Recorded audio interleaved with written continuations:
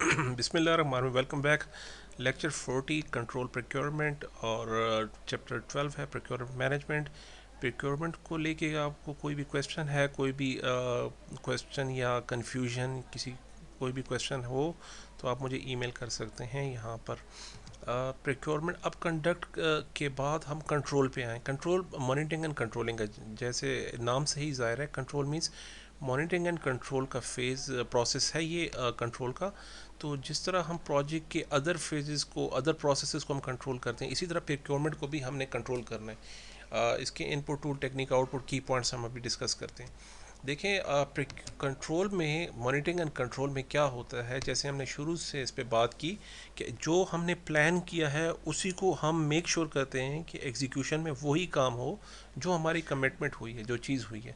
तो प्रोक्योरमेंट में भी हमने वही देखना है, ये काम हम करवाना चाह रहे हैं, बस इसमें डिफरेंस ये है कि जो काम करने वाले हैं ये आउटसाइडर्स हैं, इनके साथ हमारा एक कॉन्ट्रैक्ट हुआ है। अब यहाँ पे हमारे पास प्रोजेक्ट मैनेजर को दो लाइबिलिटीज़ आ गई। एक तो ये है कि जो टर्म्स एंड कंडीशन उसने वेंडर्स के साथ, सेलर के साथ रखी है, उसी काम को लेकर चलना है, एक तरफ ये। दूसरी तरफ उसकी इंटरनल टीम, उसकी अपना इंटरनल काम जो खुद वो मैनेज कर रहे हैं, उसकी टीम, प्रोजेक्ट टीम काम कर रही है, उनको भी साथ लेकर चलना है। अब दो पार्टीज़ को प्रोजेक्ट मैनेजर ने साथ लेकर चलना है। तो यहाँ पे प्रोजेक्ट मैनेजर का ओवरहेड थोड़ा ज़्यादा हो जाता है प्रोक्योरमेंट में, ये याद रखिएगा। अगर इंटरनल टीम काम कर रही है तो उनको डील करना प्रोजेक्ट मैनेजर के थोड़ा बहुत लिटिल बिट आसान रहता है। लेकिन यहाँ पर क्योंकि ये जो कॉन्ट्रैक्टर्स हैं, सेलर्स हैं, ये आउटसाइडर्स हैं, इसका हमारा रिलेशनशिप इनके साथ सिर्फ और सिर्फ बेस कर रहा है कॉन्ट्रैक्ट के ऊपर। तो नथिंग इज़ परफेक्ट। कॉन्ट्रैक्ट में डेफिनेटली चीज़ें रह जाती हैं, या दूसरे अल्फाज में एग्जीक्यूशन में रियलिटीज़ जो हमारे पास वर्क परफॉर्मेंस डाटा आता है उसकी बेस पे चेंजेस आती नहीं, फ्रीक्वेंट चेंजेस। अगर आपकी इंटरनल टीम काम कर रही है तो हम मैनेज कर लेंगे, लेकिन अगर आउटसाइडर्स हैं, कॉन्ट्रैक्टर्स हैं, तो हर चेंज का आपको चार्ज करेंगे, हर चेंजेस को वो कॉस्ट ही पड़ेगी। इवन आप बायर के साइड से प्रोजेक्ट मैनेजर हैं या सेलर के साइड से, सेलर के प्रोजेक्ट मैनेजर को भी यही चैलेंजेस फेस करने जा रहे हैं, वो भी यही प्रॉब्लम फेस करेगा। अभी जो कंट्रोल प्रोक्योरमेंट है, इसमें हमें क्या करना है, की पॉइंट्स हम देखते हैं इसमें क्या करना है। आपने जो लीगल रिलेशनशिप है between the buyer and seller, इसको मेंटेन रखना है। देखें, रिलेशनशिप पे नो कंप्रोमाइज़, अपना रिलेशनशिप हमने हर आस्पेक्ट से बेहतरीन की तरफ लेके जाना है। ये जिम्मेदारी है प्रोजेक्ट मैनेजर की। अब सेलर क्या कर रहा है, सेलर कर रहा है अपने काम को कंप्लीट करना है, जैसे भी हो मुझे अपना काम कंप्लीट करना है। लेकिन बायर क्या कर रहा है, उसका फोकस है परफॉर्मेंस के ऊपर। देखें, आप काम ज़रूर कीजिए लेकिन परफॉर्मेंस को सामने रखें। हमारे पास work performance baseline define है एज अ सेलर के प्रोजेक्ट मैनेजर के एस्पेक्ट से, और बायर के एस्पेक्ट से। सेलर का प्रोजेक्ट मैनेजर काम को कंप्लीट करने पे फोकस कर रहे हैं, हमने अपने काम को कंप्लीट करना। लेकिन जो बायर है, जिसने परचेज़ किया है, वो यही चाहेगा कि परफॉर्मेंस को भी मेंटेन रखा जाए, सिर्फ काम नहीं कंप्लीट करना, उसके कंप्लीट सारे एस्पेक्ट्स उसको अच्छे से काम कंप्लीट करें। यहाँ पे प्रोजेक्ट मैनेजर और उसकी टीम क्या करेगी, प्रोक्योरमेंट के जितने भी जो टर्म्स एंड कंडीशन हमने डिफ़ाइन किए थे उसको सिक्योर करेगी और उसी पर पूरी नज़र होगी। देखिए, हमने सेलर के साथ बात करनी है सिर्फ और सिर्फ on the base of contract terms and conditions. ये बात मैं बार बार रिपीट कर रहा हूँ, एग्ज़ाम में इसमें मुख्तलिफ आस्पेक्ट से क्वेश्चन होगा। जो चीज़ कॉन्ट्रैक्ट में है वो सेलर को करनी पड़ेगी, अगर उसने ना की उसको पेनल्टीज चार्जेस होंगी, वो उसका कंसर्न है। हमने ये देखना है जो चीज़ कॉन्ट्रैक्ट में थी वो सही से पूरी हो रही है कि नहीं। As a project manager and project management team, lesson learn project manager continuously not only वो यूज़ करेगा पिछले, उसको भी यूज़ करेगा, बल्कि लेसन लर्न जो नए आ रहे हैं उसको भी हम वहाँ से जमा करना शुरू कर देंगे, हम उसको डॉक्यूमेंट करना शुरू कर देंगे स्टार्टिंग पॉइंट से। क्योंकि ये जो प्रोसेस है कंट्रोल, ये मॉनिटरिंग एंड कंट्रोलिंग का है।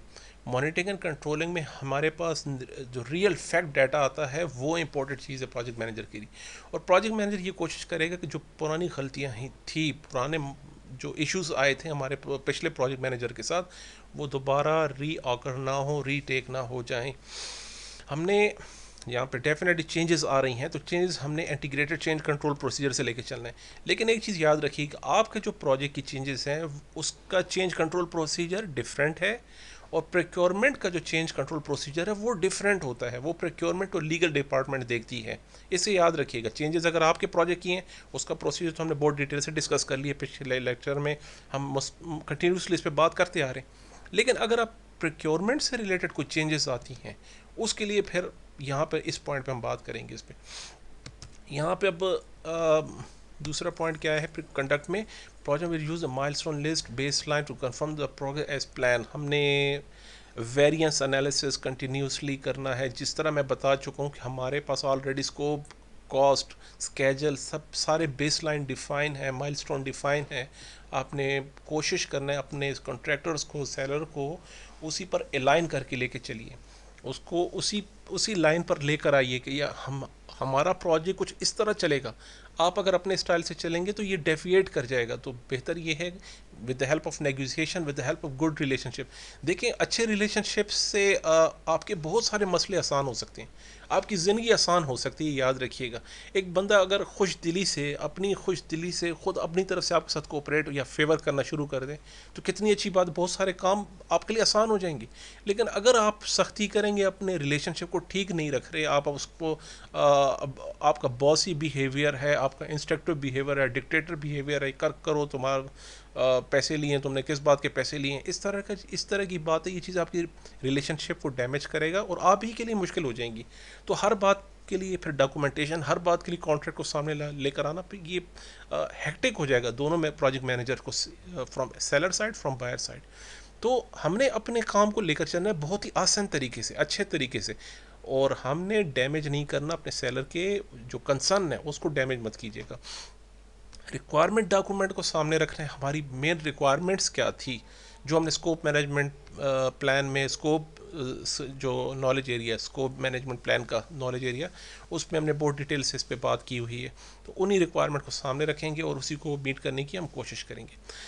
अगेन पॉइंट पे आता हूँ कि जो कॉन्ट्रैक्ट के चेंज कंट्रोल प्रोसीजर है वो डिफरेंट है। वो आपको कहाँ से मिलेगा? एंटरप्राइज एनवायरमेंटल फैक्टर से मिलेगा। आप अपनी कंपनी में देखिए कॉन्ट्रैक्ट चेंज कंट्रोल प्रोसीजर क्या है, उसी चेंज कंट्रोल प्रोसीजर में उसमें ये चीज़ हमें सामने आएगी कि हम चेंजेस का प्रोसीजर क्या होगा, कौन से फॉर्म होंगे, डिस्प्यूट रेजोल्यूशन का क्या प्रोसीजर है, ट्रैक परफॉर्मेंस हम कैसे करेंगे। इस such type of question will be answer from that side, enterprise environmental factor.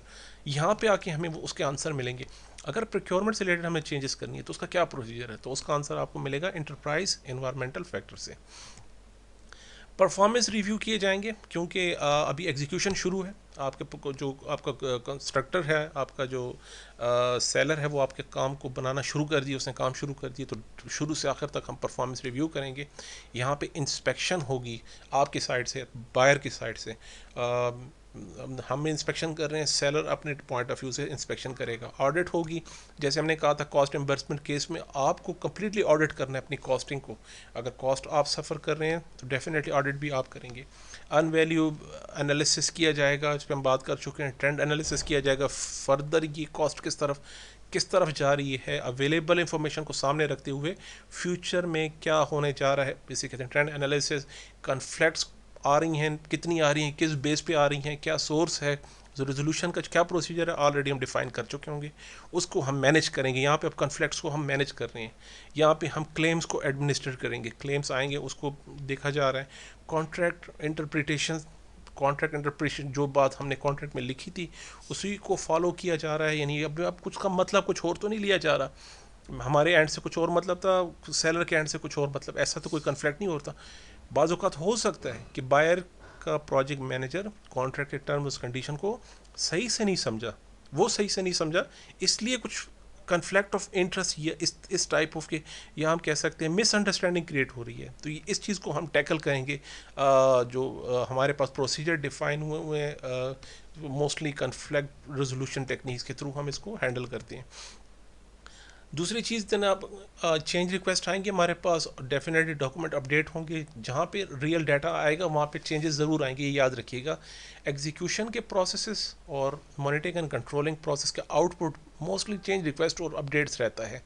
ये रियल डाटा जो हमारे पास सामने आया उसको हम इनकॉर्पोरेट कर रहे हैं प्लान्ड वैल्यू के अंदर, उसको मोर रियलिस्टिक बनाने के लिए।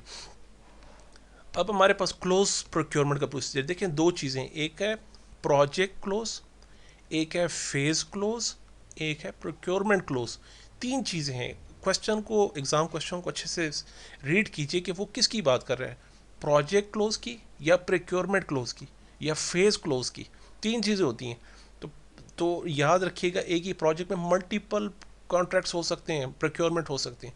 तो एक ही प्रोजेक्ट के अंदर मल्टीपल टाइम हम प्रोक्योरमेंट क्लोज करते हैं, मल्टीपल टाइम क्लोज। लेकिन जब प्रोजेक्ट क्लोज हो गया तो सारे प्रोक्योरमेंट का तो सवाल ही पैदा नहीं होता, तो सारे प्रोक्योरमेंट ऐसे ही उसके साथ ख़त्म हो जाएंगे। आपका प्रोजेक्ट ही टर्मिनेट हो गया तो प्रोक्योरमेंट तो डेफिनेटली टर्मिनेट हो जाएंगे।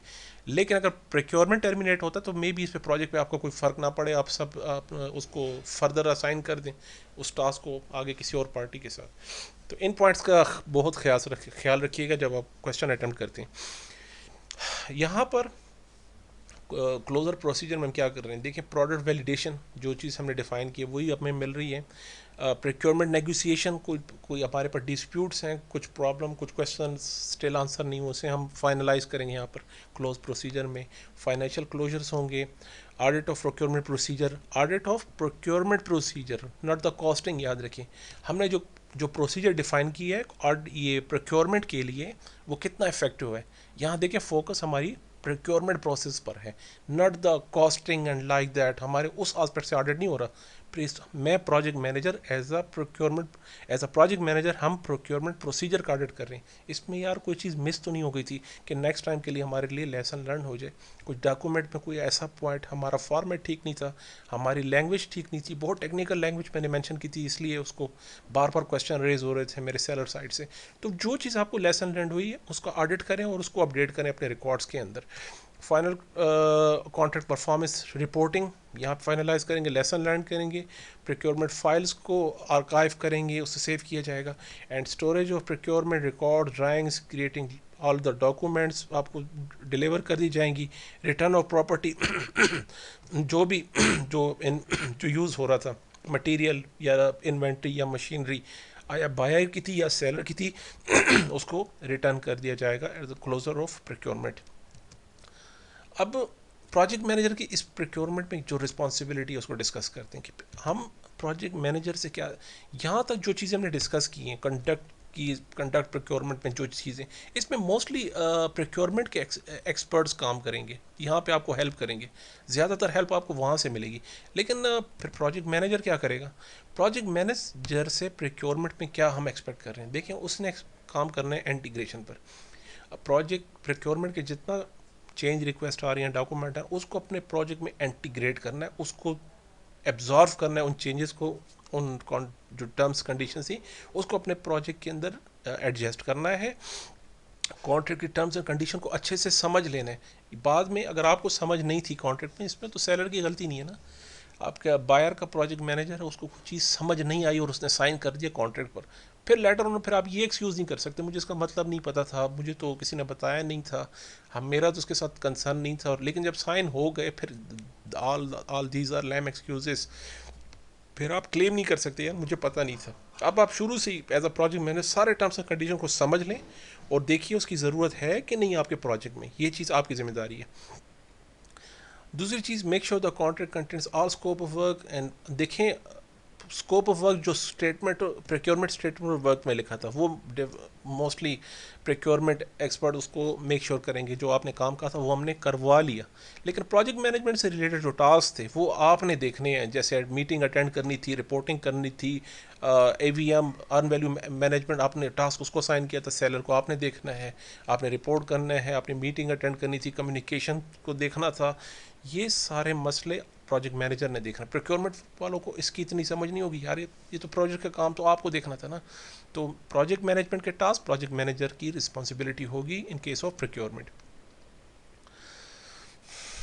हम जो आपकी प्रोक्योरमेंट में न्यू डाटा हमारे पास वर्क परफॉर्मेंस डाटा आ रहा है, उसकी बेस पे हमने आइडेंटिफाई करने रिस्क को, अगेन हमने रिस्क रिस्पांस प्लान को रिवाइज करना है कॉन्स्टेंटली। हमारी नज़र प्रोजेक्ट मैनेजर की, हम अभी बात करें प्रोजेक्ट मैनेजर की कि प्रोजेक्ट मैनेजर ने प्रोक्योरमेंट में क्या करना है। न्यू रिस्क आइडेंटिफाई कीजिए, उसको मैटिकेट कीजिए, उसको इनकॉर्पोरेट कीजिए इन दिस वे और another way in the contracts.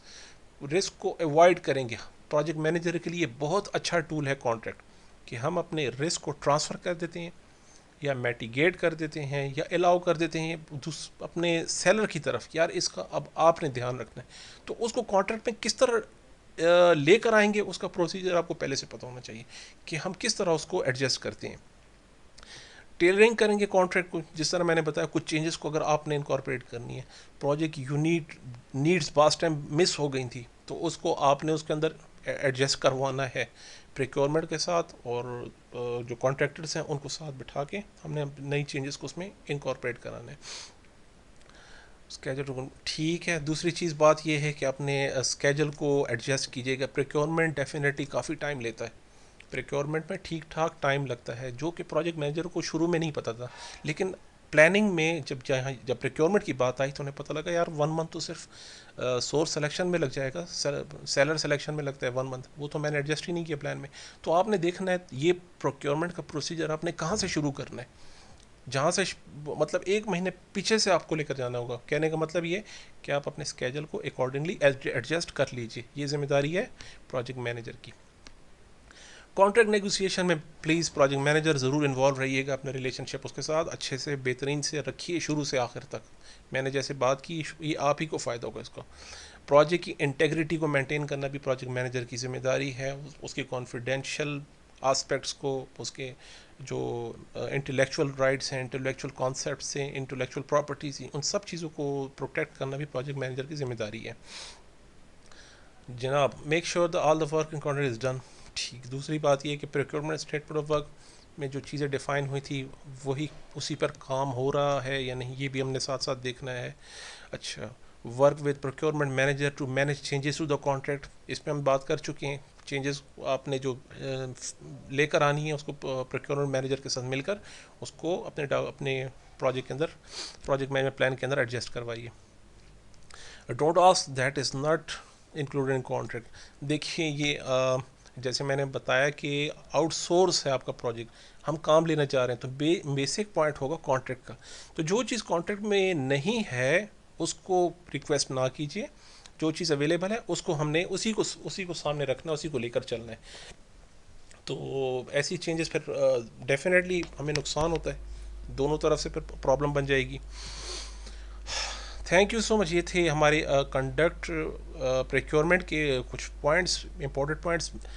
यकीन मानिए अगर आपको इन बातों की मैंने कोशिश की है सही से समझाने की, यही सारा क्रक्स है आपके बुक्स का, आपके जितने मटेरियल है पीएमपी के एग्ज़ाम की प्रिपरेशन के लिए, उन सब को मैंने सिंपल वर्ड में समराइज़ किया है। इन्हीं पॉइंट को अगर आप समझ चुके हैं तो मेरी तरफ से you are very good to go for the PMP exam. मेरी साइड से मैंने कैसे प्रिपेयर किया था, बिलीव में मैंने ऐसे ही प्रिपेयर, जो कॉन्सेप्ट मैंने आपके साथ शेयर किए हैं एग्ज़ाम के लिए, यही कॉन्सेप्ट चाहिए आपको पीएमपी एग्ज़ाम क्वालिफाई करने के लिए। मार्क माय वर्ड्स, यही कॉन्सेप्ट्स हैं। अगर आपको इसमें डेफिनेटली बहुत सारी चीज़ें मैं अच्छे से समझा नहीं सका, no one is perfect, definitely मुझ में भी खामियाँ होंगी, कुछ फ्लॉज हैं, तो इस चीज़ों को कवर करने के लिए आपको बुक स्टडी ज़रूर करनी है। एक दफ़ा बुक ज़रूर रीड कीजिए जो मैंने रेफ़र की हैं पहले लेक्चर्स में, बुक को स्टडी करें, साथ मेरे लेक्चर को देखें, तो आप बिलीव में आपको जो मैं बात कर रहा हूँ वो ही वहीं पर नज़र आएंगी, यार ये तो वही बात आप वही कर रहे हैं। तो मेरी सलीस उर्दू में कहिए कि मैं आसान अल्फाज में आपको उन क्वेश्चंस को एक्सप्लेन, उन कॉन्सेप्ट को एक्सप्लेन कर रहा हूँ। अगर आपको इन बातों की समझ आ गई है और आप अच्छे से आपको इंग्लिश पढ़नी और समझनी भी आती है, तो आप मेरी तरफ से आप पीएमपी एग्ज़ाम क्वालिफाई करने के लिए बिल्कुल रेडी हैं। तो क्वेश्चन रीड कीजिए, आंसर ट्राई कीजिए, और फिर उसके बाद आप जो एग्जैक्ट आंसर है उसको उसके साथ मैच कीजिए। कोई वीडियो पॉज करें, क्वेश्चन पढ़ें, वीडियो पॉज करें और उसका आंसर गेस करें।